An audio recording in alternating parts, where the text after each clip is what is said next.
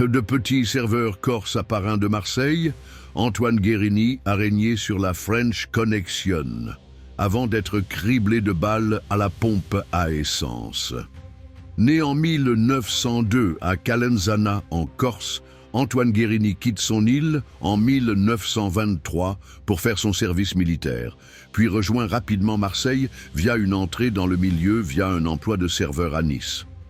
Avec son frère Barthélemy, dit Mémé, il bâtit un empire clandestin, prostitution, maisons closes, bars et boîtes, souvent sous la couverture d'établissements légaux. Ils établissent également des liens politiques solides, notamment avec les socialistes, facilitant leur implantation. Mémé s'engage dans la résistance, tandis qu'Antoine alterne entre commerce discret avec l'occupant, trafic de bons d'essence notamment, et aide à des résistants ou personnes en fuite, parfois dissimulées dans ces établissements. À la Libération, ils étendent leur influence en rachetant les affaires des anciens collaborateurs et rivalisent désormais avec un soutien politique, notamment de Gaston Defferre, maire de Marseille. Dans les années 1950, le clan Guérini devient l'un des plus puissants d'Europe. Il s'oriente vers la contrebande de cigarettes et le trafic d'héroïne via la célèbre French Connection, en collaboration avec des figures comme Lucky Luciano. Parallèlement, ils gagnent encore plus de poids grâce à leur alliance avec les pouvoirs publics marseillais. Une rumeur persistante prête à Antoine Guérini, une implication dans l'assassinat de John F. Kennedy en 1963.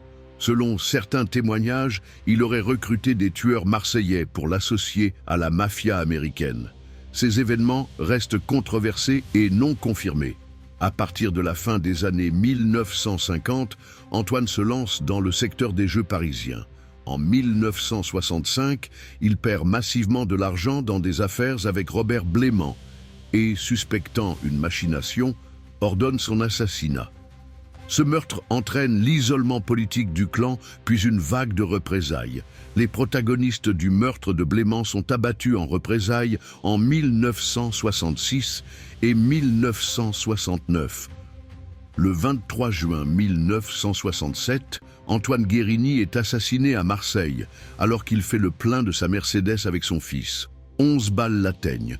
Tani Zampa et Jackie Lemat sont souvent suspectés comme commanditaires ou exécutants.